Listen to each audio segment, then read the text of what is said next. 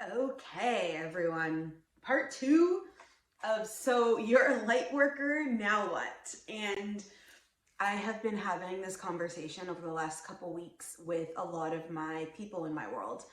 So as you guys know, and if you don't know, and this is a brand new video for you, hey, welcome. But I work with lightpreneurs, so I call them light workers in business. So they are meant to step in a certain elevated energy to serve their people in whatever capacity, whether they're in hairstyling to quantum coaching, to financial services, to mortgage brokers, whatever it is that they're in when it comes to their career or their business, and help them really expand their energy to serve more from an aligned space. And that is a trait of being a light worker, is that we want to be able to serve people from this aligned space. And it's definitely not easy, I'll say the least, in connection with that, but it is a worthy journey. Meaning, we get into these dynamics of duality, into these dynamics of clearing and these dynamics of healing, and it's all worth it, all pieces as we move through. But sometimes when we're going through the escalation or the ascension or the transition, right now I'm calling it a rebirthing process, because I really feel like I am being rebirthed, and it's such an interesting energy dynamic coming out in connection with how this is showing up and transitioning in the world for me. But the same might be happening for you. And if you are drawn to being a light worker, it doesn't mean that you have to, like I said before, study Reiki or use crystals, although those are things, energy that we lean towards. Being the best mom that you can be and accepting your ascension, your expansion, and your light lane is exactly the right answer too, right? So it's not just about business, it's about in all dynamics. And today what I wanted to chat with you guys really about is some things I've been noticing that are really happening, that happened for me and that are happening for a lot of people, really activating their light lane and stepping into their mission. Is the physical changes that are going on. So one thing that's physically happening for a lot of us is our drive for food. So the food we used to consume in the past may not be a vibrational alignment any longer for us.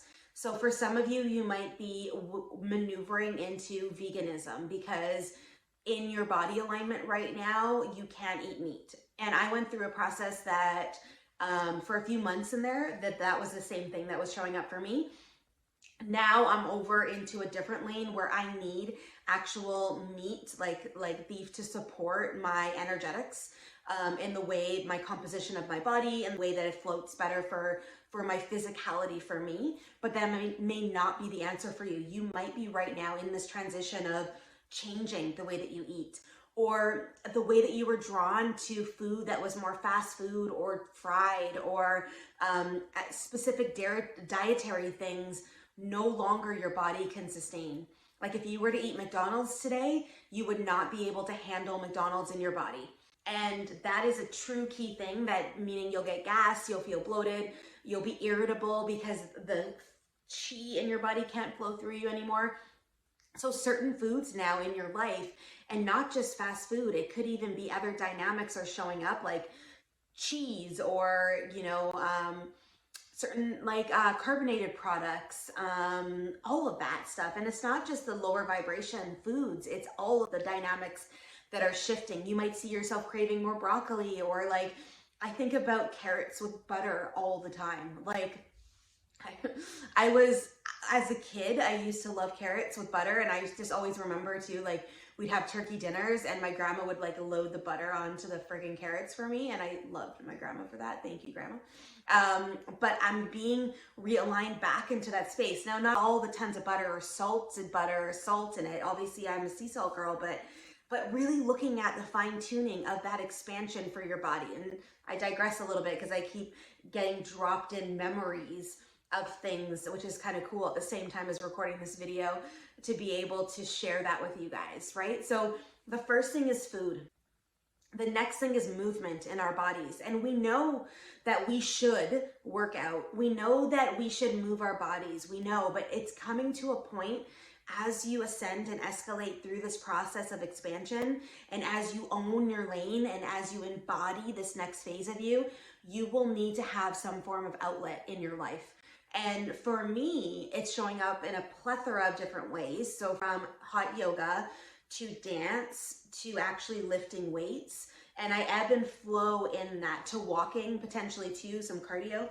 And I ebb and flow in there. So whatever I'm feeling called to is what I do. But every day I need some form of movement, because in the movement is releasing of energy. And if we are not moving, the energy is staying stagnant in our body. And as we keep doing the work and we keep tapping in and ascending, if we're not clearing the physical body at the same time, it can't move the energy through. We'll get blocked. We might create illness. We might create fat pockets in the body. And as you will see, as you continue to ascend, the weight will come off of the body, because we're clearing the emotions coming through the body. We're clearing the dynamics of it. And you will still see, if you still have weight, like for me in my midsection, I'm working through now, I'm working through the emotional stability of that. Like, why am I holding on to this still? You know, what is charged for me in this? What is making sense? Like, what does that look like? And those are some key things to consider as you move through. How on a daily basis can you move your body? And even if it's just Latin dancing it up in your kitchen while you make dinner, that's exactly the right answer.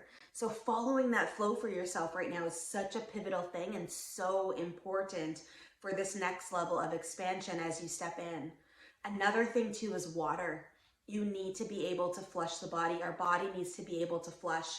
And because of the work that we're doing right now too, the toxins need to be released. So whether that's from the air, from the things that we drink or eat, from the energy of other people, we need to be able to clear ourselves. And that'll be the next thing I want to talk about. But the energy of water clears the body. It allows the body to flow and for us to have our body working better. Water is a key thing. It's also a conduit for vibrational energy. So if you are doing meditations and you are doing activations and you're working on expanding yourself into this next phase, water will work and serve as a conduit. It's also used for clearing. So when you're in the shower or in a bath, allow yourself to envision everything that you don't need to be released. You may get hits in the shower as well. Some people get downloads while they're in the shower. They might get ideas or inspiration while they're in the shower, because the water is clearing the dynamics of the body, the energetic form as well as the physical form, to be available for this conversation, to be available to hear what's happening next. And then the last thing I want to chat with you guys today about, another tip to lean into, is definitely clearing your energy. Focusing it on, especially if you are going through some heavy shifting in energetics, focusing in a daily practice in the morning on clearing your energetics before you go to bed and in the AM. And that for you is different than maybe some things that some people have taught. So some people say, clear yourself with a white ball. You can shower yourself in a certain energy, releasing it through the body. You can call in support in pure light forms to come in and help serve you. You know, I use my dragon, shows up a lot in protection energy. And when I'm feeling vulnerable, I'll call him in. His name is Nico. And I also have a wizard that I work with for clearing. And, you know, if you're interested in like wizards and dragons, they're very dominant in our space right now for protection and clearing. My Protect Your Sovereignty program launches at the end of the month. And that is where people discovered and got to meet their wizards and their dragons that are in their life right now. And if you are watching this video, I guarantee you have a dragon and a wizard that's working alongside you. And you just now need to call them in to help serve, to be able to help eliminate energies. Because of the fact that the duality is so strong right now, we need to protect ourselves, and it's so much more imperative than it's ever been, leaning into this expansion and our growth, that we need to do the work around this. And you know, it's interesting, the work we need to do these days in order to expand and elevate and make our impact is in energetics more so than anything else. And it's not any longer in the doing, it's in the being. How do I be more? How do I become intentional in my days? How do I keep expanding into this energetics and really leaning into this new energy of stepping forward?